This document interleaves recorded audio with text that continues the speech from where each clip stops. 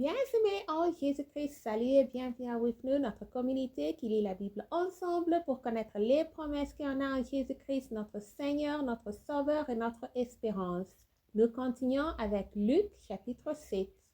Guérison du serviteur d'un centenière. Après avoir achevé tous ses discours devant le peuple qui l'écoutait, Jésus entra dans Capernaum. Un centenier avait un serviteur auquel il était très attaché et qui s'est trouvé malade, sur le point de mourir. Ayant entendu parler de Jésus, il lui envoya quelqu'un ancien des Juifs pour le prier de venir guérir son serviteur. Ils s'arrivèrent auprès de Jésus et lui adressèrent d'instantes supplications, disant: « Il mérite que tu lui accordes cela, car il aime notre nation et c'est lui qui a bâti notre synagogue. » Jésus étant allé avec eux, n'était guère éloigné de la maison quand le centenier envoya des amis pour lui dire: « Seigneur, ne prends pas tant de peine, car je ne suis pas digne que tu entres sous mon toit. C'est aussi pour cela que je ne me suis pas cru digne d'aller en personne vers toi. Mais dis un mot et mon serviteur sera guéri. Car moi qui suis soumis à des supérieurs, j'ai des soldats soumis. » Je tourne ma page. Ordre. Et j'ai dit à l'un: va, et il va. À l'autre: viens, et il vient. Et à mon serviteur: fais cela, et il le fait. Lorsque Jésus entendit ces paroles, il admira le centenier et se tourna vers la foule qui le suivait. Il dit: « Je vous l'ai dit, même en Israël, je n'ai pas trouvé une aussi grande foi. » De retour à la maison, les gens envoyés par le centenier trouvèrent guéri le serviteur qui avait été malade. Amen. Résurrection du fils de la veuve de Naïm. Le jour suivant, Jésus alla dans une ville appelée Naïm. Ses disciples et une grande foule faisaient route avec lui. Lorsqu'il fut près de la porte de la ville, voici emporté en terre un mort, fils unique de sa mère, qui était veuve, et il y avait avec elle beaucoup de gens de la ville. Le Seigneur l'ayant vue, fut ému de compassion pour elle, et lui dit: « Ne pleure pas. » Il s'approcha et toucha le cercueil. Ceux qui le portaient s'arrêtèrent. Il dit: « Jeune homme, je te l'ai dit, lève-toi. » Et le mort s'assit et se mit à parler. Jésus le rendit à sa mère. Tous furent saisis de crainte et ils glorifiaient Dieu, disant: « Un grand prophète apparut parmi nous, et Dieu a visité son peuple. » Cette parole sur Jésus s'est répandue dans toute la Judée et dans tout le pays d'alentour. Message de Jean-Baptiste auprès de Jésus. Jean fut informé de toutes ces choses par ses disciples. Il en appela deux et les envoya vers Jésus pour lui dire: « Es-tu celui qui doit venir ou devons-nous en attendre un autre? » Arrivés auprès de Jésus, ils dirent: « Jean-Baptiste nous a envoyés vers toi pour dire: « Es-tu celui qui doit venir ou devons-nous en attendre un autre? » À l'heure même, Jésus guérit plusieurs personnes de maladies, d'infirmités et des esprits malins, et il rendit la vue à plusieurs aveugles. Amen. Et il leur répondit: « Allez rapporter à Jean ce que vous avez vu et entendu.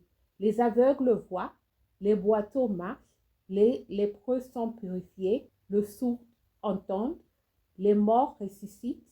La bonne nouvelle est annoncée aux pauvres. Heureux celui pour que je ne serai pas une occasion de chute. » Témoignage sur Jean-Baptiste. Lorsque les envoyés de Jean furent partis, Jésus se mit à dire à la foule au sujet de Jean: « Qu'êtes-vous allé voir au désert? Un roseau agité par le vent? Mais qu'êtes-vous allé voir? Un homme vêtu d'habits précieux? Voici, ceux qui portent des habits magnifiques et qui vivent dans les délices sont dans les maisons des rois. Qu'êtes-vous donc allé voir? Un prophète? Oui, vous dis-je, et plus qu'un prophète.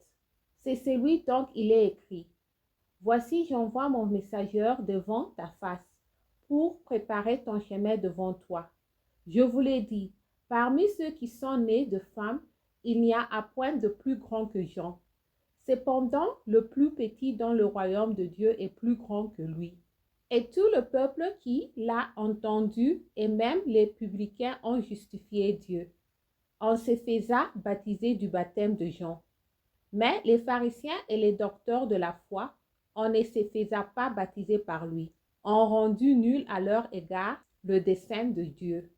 À qui donc comparerai-je les hommes de cette génération? Et à qui ressemblaient-ils?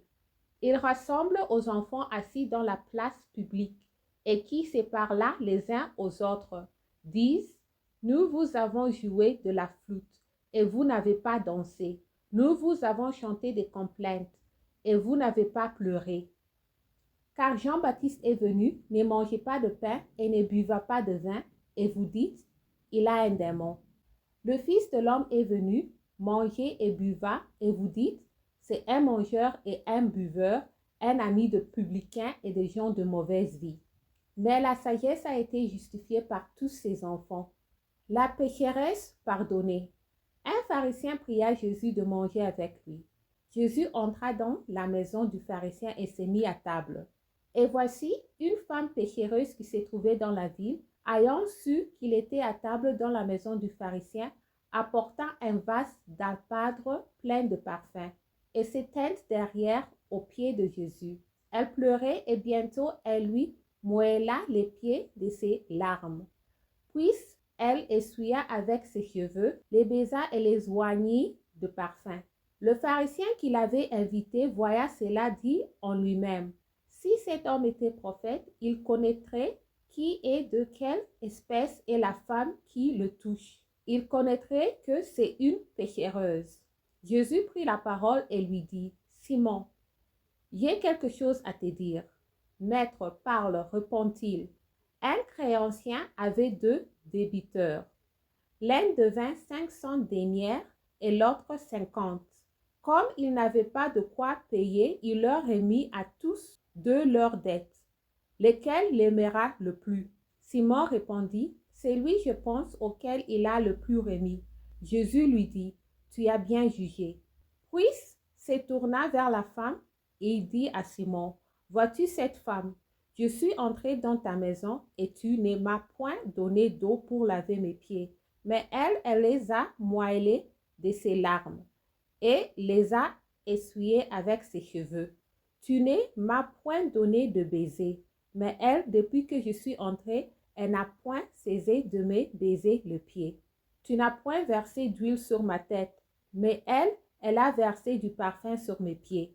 C'est pourquoi je le dis, ses nombreux péchés ont été pardonnés, car elle a beaucoup aimé. Mais celui à qui on pardonne peu, aime peu.